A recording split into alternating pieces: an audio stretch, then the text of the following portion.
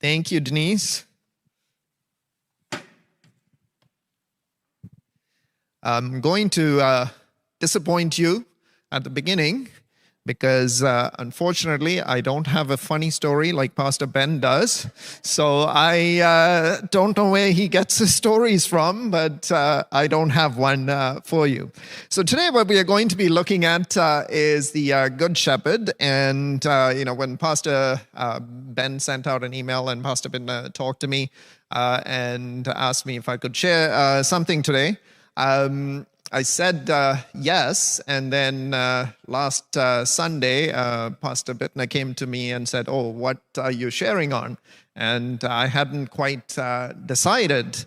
And then a short while later, I felt like the Good Shepherd was the topic that I wanted to share on, and I let Pastor Bittner know.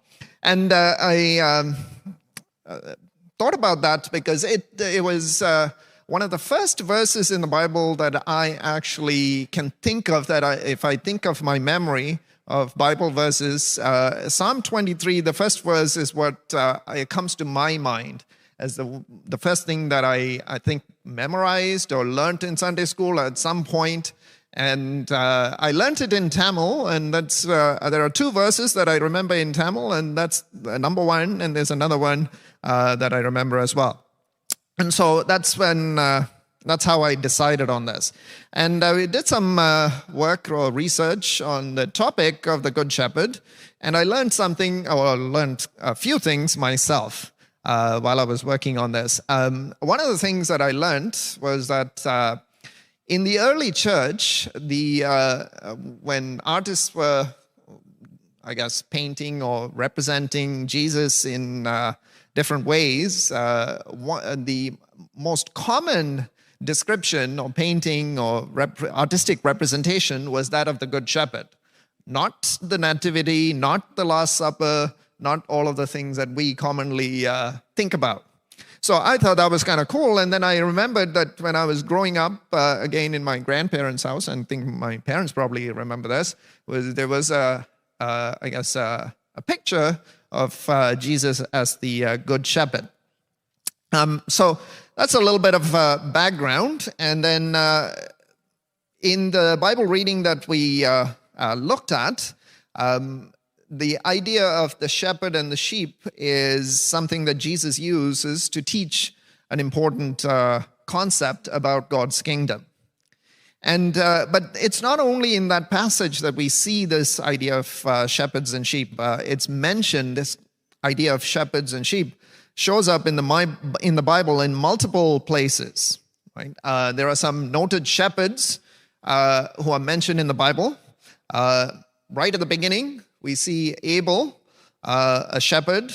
Then we see Abraham, another shepherd. We see Moses shepherding before he is called to lead the Israelites out of Egypt. We see David as a shepherd. He was a shepherd before he became king of Israel. And then we see Amos, a shepherd who became a prophet. And then, of course, we see Jesus. Now, Jesus is a bit of a unique situation. He had no actual sheep that he took care of, but he led people. And so we see the idea of shepherds and sheep throughout the Bible, both in the Old and the New Testament.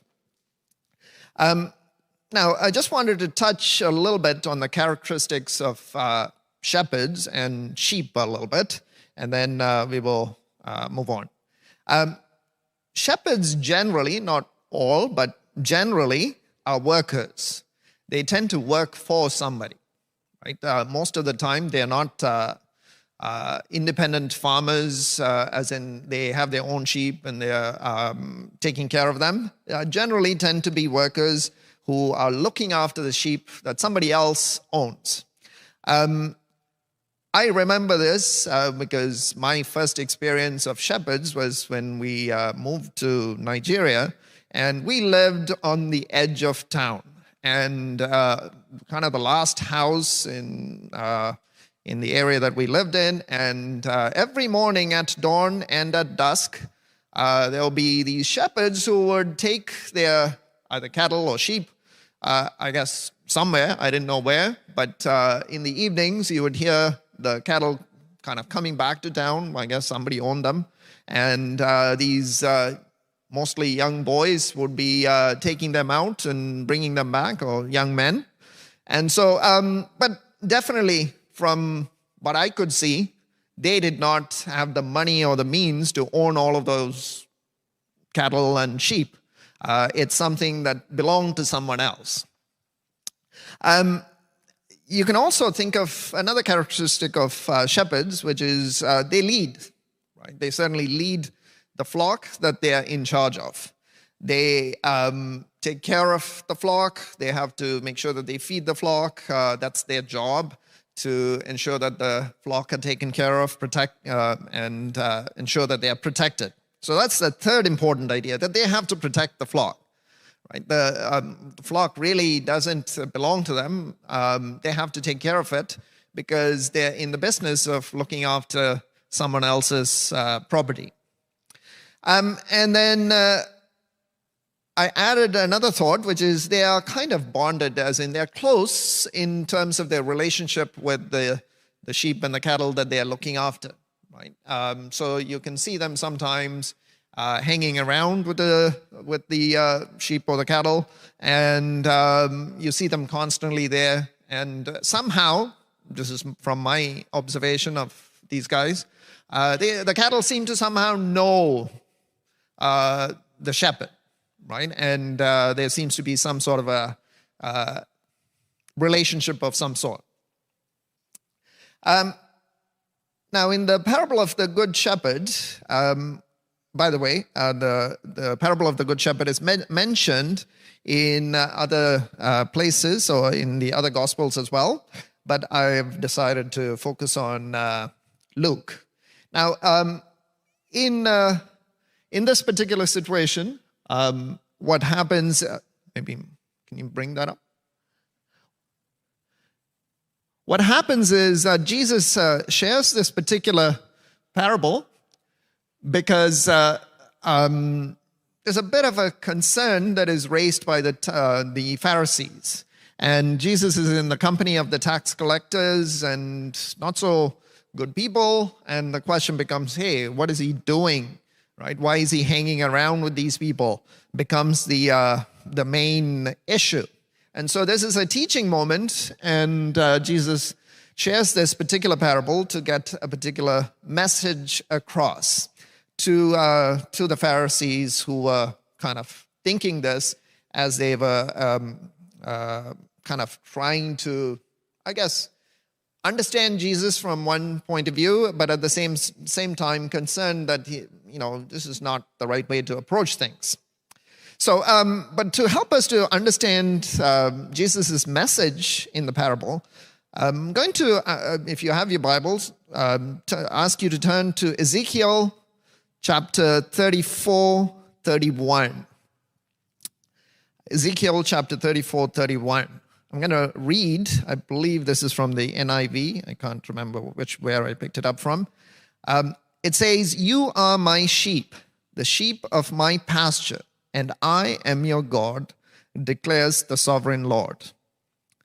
So, this is God declaring in Ezekiel, "You are my sheep, the sheep of my pasture, and I am your God, declares the sovereign Lord." So, and this is from the Old Testament. I think the Pharisees would have been aware of it, so at least had some knowledge of it. And so when Ezekiel says this, or when God says this through Ezekiel, he is saying that we are his sheep. So that's an important thing for us to recognize. And then he also says, "the sheep of my pasture." So I found that quite interesting. The sheep of my pasture. Not only does the sheep belong to God, but the pasture also belongs to God, right? And so, so really where the sheep are and the sheep themselves, everything belongs to God. And he says, I'm your God, declares the sovereign Lord. And then if you look at other places, so if you look at 1 Peter 2:25, again, you see a similar theme.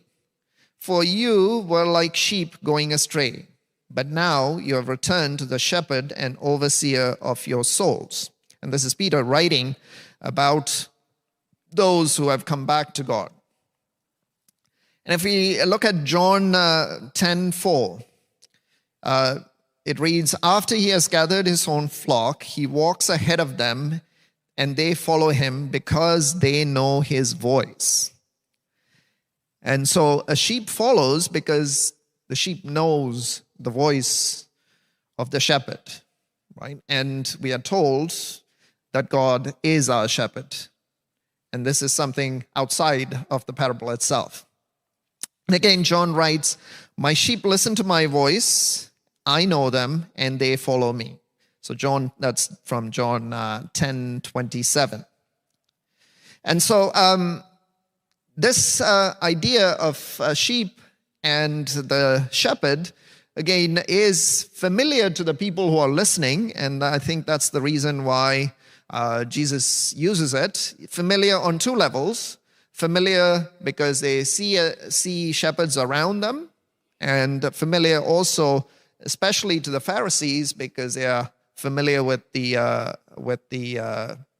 scriptures. Now, one of the things about a shepherd, and I touched on this earlier, is the idea that they are workers, leaders, protectors, and that they're close to the sheep. Now, my personal experience of being a shepherd, or the closest thing to it, I've never been a full-time shepherd, but the closest thing to it happened in 1989. I remember this distinctly. We were living just south of here in Flemington Park, and we were in an apartment building, and my two younger brothers are significantly younger than me. I was probably about 17, 18, and my brothers were probably, 10, 9, 8, somewhere around there. So 1989 was when Indiana Jones, The Last Crusade, was released with, what's his name? Harrison Ford and Sean Connery. And this was advertised on the TVs, and my brothers wanted to go and see this movie. So they were pleading with me during the summer, and I was on holiday. And so I said, okay, I will take you. I will go and watch it. And so all was good, planned for the date, whatever. And they had now friends, schoolmates who lived in the building. And then they went and, I guess, shared the story that, we are going to go and watch Indiana Jones. So then I had a request. Can we take one of our friends? And I thought, okay, as long as the parents give permission, I'm happy to take one of their friends. And then a few days later, this is before we went for the movie, a few days later, I had another request and another request. Now, I felt bad because all of these kids I knew. And again, if the parents are willing to give permission, I said, okay. And so in the end, I had a group of, I think, close to 10 plus little boys, and it was me. And I was a little stressed at this point because I had to take them by bus, and I had to go from Don Mills and Eglinton to Victoria Park and Lawrence. And obviously, they didn't know how to handle the bus and all of that, so I had to take care of them. And this was what I had to do. And I was stressed because these are not my brothers, right? If something goes wrong, I'm going to be in big trouble. I'm going to be in serious trouble. And I needed to make sure that they all come back home or back to their parents. And I had to make sure of it. So anyway, everything went well. The kids enjoyed the movie, and I brought them back, and all was good. But I remember this moment because of the fact that it was a bit of a, concern for me to make sure that they all come back, right? And so this is where the parable begins, because Jesus talks about the lost sheep, and he focuses on a lost sheep, right? A sheep that wanders away. Now, when you have a lost sheep, then it becomes a problem. Obviously, it's a concern for the shepherd. The shepherd, ideally, should not be losing any of their sheep. And so they need to be careful with all the sheep that they have in their care. And that happened to me when I was on a field trip with my students. Right? This is after I had become a teacher. And I was taking grade 12 students. I didn't think for a moment that this would be an issue because they were all fairly grown up. I took them and we took the TTC. We had to take the subway, and we had agreed that we were going to meet at a certain point. And by the time I got to Eglinton East subway station, I was missing 2 of my students. And we had just left the school in the morning, and I had gotten on the bus, and I had filled out all of the necessary forms and whatever, and now I'm missing 2 students. I counted every student at every stop before we got into a bus or transitioned, and now I first thought I miscounted. I counted again, I was too short. Counted again, I was too short. And now I had to figure out who was missing. I figured out who was missing. I knew now I was missing 2 students. And I was new to teaching, and this did not sit well. I searched all over Eglinton East subway station, thinking maybe they wandered to the wrong exit. Couldn't find them. My blood pressure is going up. My stress level was going up. I had to tell the other kids, because I didn't want them wandering away, stay here while I searched. I couldn't find them. And then I had to make that call to my principal to inform her that I had lost 2 of my students. And I had no idea what I had needed to do next. I pulled out my quarter. Back then, you had to use a payphone. I went to the payphone, and I dropped my quarter in. I punched the number for the school, called. I was talking to the secretary, and then I see my 2 missing students wandering up the stairs. I immediately hung up. I was so excited. I immediately hung up. And I was like, what happened? And they told me that they hadn't gotten off the subway. When they should have gotten off, they didn't get off. And so they continued on. Why? Because they were busy chatting, right? And they were busy chatting, and they had gone on with the subway train, and they had to switch and come back. All that time, I was stressing out. Now, going back to the parable. When Jesus talks about the missing sheep, I think the average person at that time probably understood the fact that if a sheep is missing, then that's of concern to the shepherd. And this is not something, hey, the sheep wandered off, it's the sheep's fault. That argument doesn't follow, right? It becomes the shepherd's fault. It is the shepherd's job to take care of the sheep, right? So I think people would have understood the idea that the shepherd has a responsibility to reach out and look for that sheep. And then he talks about the joy that comes about when the sheep is found, right? And so through that, I think Jesus, in a way, communicates to those who are questioning, indirectly or directly, in terms of why is this guy associating with all of these questionable people, right? And I hope that those who were listening were able to see at that moment that, oh, this is what this is about. That Jesus is talking about the fact that God goes looking for all of us that are lost, right? And it is, it's kind of interesting because in Isaiah 53:6, says, we all, like sheep, have gone astray. Each of us has turned to our own way. So, and we have to be careful.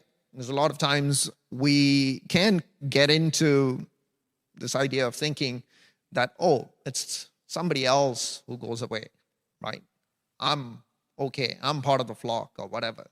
But there is a warning there in Isaiah. We all, like sheep, have gone astray. Each of us has turned to our own way. So I was just thinking about that. So what happens if we go astray? Well, would we not want to be found? Would we not want God to reach out to us, search us, seek us, right? And the answer for me was yes, right? And so that's something that for me was significant in this particular parable. And then the question also is, what is it that causes us to go away or to stray from the company of the shepherd? Well, the company of the shepherd provides us with protection. The reason why animals hang around in herds is because there's protection in numbers. And there's protection in this particular case with the fact that the shepherd is looking after the sheep, right? If you look at a flock of sheep, yes, they may be able to fend off a wolf or something that may attempt to snatch them. But if the shepherd is there, usually a wolf or whatever predator will not attempt to take the life or to take a sheep, right? In Uganda, when we were there, we have these shepherds who walk around, and they have a little shepherd stick, I guess, with a kind of a knobby wooden thing at the end of it. And the general thinking is that that little shepherd staff is able to take out a lion, right? Because that little knobby thing that they have, apparently they swing it in some special sort of way, and it is capable of killing a lion. And so, so a shepherd is able to protect the sheep. And so it is for our own benefit that we want to be in the company of the shepherd. And then it is important for us to also recognize that if we look at that particular story, we see ourselves as the sheep, and most of the time. And then the question becomes, do we see ourselves as the shepherd? Well, most of the time we think of this particular parable and we see the role of the shepherd as being that of God or Jesus, right? Sometimes we see the role of the shepherd as being a pastor in a church. We may see Pastor Bittner and Pastor Ben as being shepherds of Fairview, right? Which is absolutely valid. But then I would like us to kind of think a little bit further and think about it from the perspective of discipleship. I read something interesting, and this was online, and somebody had written saying that shepherding is biblical discipleship. So, and we are called to be disciples, right? Jesus calls us and says that, or tells us that. And when we are in that role, then we become shepherds. And if we look at John, I think it's John 21, 15, 16, and 17. John 21, 15, 16, and 17. And Jesus, this is an interaction between Jesus and Peter. And Jesus asks Peter, "Do you love me?" And then Peter says, "Lord, I do," or responds in some similar fashion, right? And then Jesus responds or commands him to do certain things. And there are three things that Jesus says. First, he says, "Feed my sheep." Second, he says, "Tend my lambs." The third time, he repeats, feed my sheep, right? So he's telling Peter, Jesus is telling Peter to feed my sheep. So if Jesus is telling Peter to feed my sheep, then Peter is taking on the role of a shepherd, right? And so when Peter is called to be a disciple of Jesus, this is I guess, a role or a task that Jesus himself has assigned or given to those who are called to be his disciples. So I just want us to think a little bit about that as well, that we are called as disciples to be shepherds. And then the question becomes, what does that mean for us individually? Now, if it's a pastor, yes, looking after a congregation and all of that kind of makes sense. But what about me? I'm not a pastor. Many of us, all of us here, don't fall into that category. What does that mean for each one of us when we are called as disciples of Jesus to feed my sheep, tend my lambs, and then to look after? Well, we're called to be shepherds in some way or form, right? And so I don't know the answer to this, but my thought on it is that around us, we have people who need God, who need shepherding, right? Who need support, who need protection, who need to be looked after in some way or form, right? And God has placed us in a particular position, whatever position that may be, whether it's at a school, whether it's at a workplace, or in a seniors building, or wherever. God has placed us in a particular situation because he has a task for us. And that task is a role of shepherding, right? And being there for those around us. So that was the thought that I wanted to end with, that we will think about not only being the sheep, but also being shepherds. And then in 1 Peter 5:4, it says, "And when the great shepherd appears, you will receive a crown of never-ending glory and honor."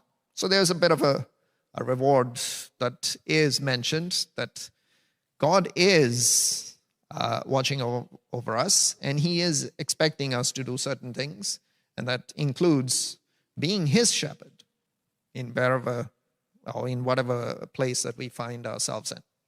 So that's what I wanted to leave you with, and may God bless this reflection.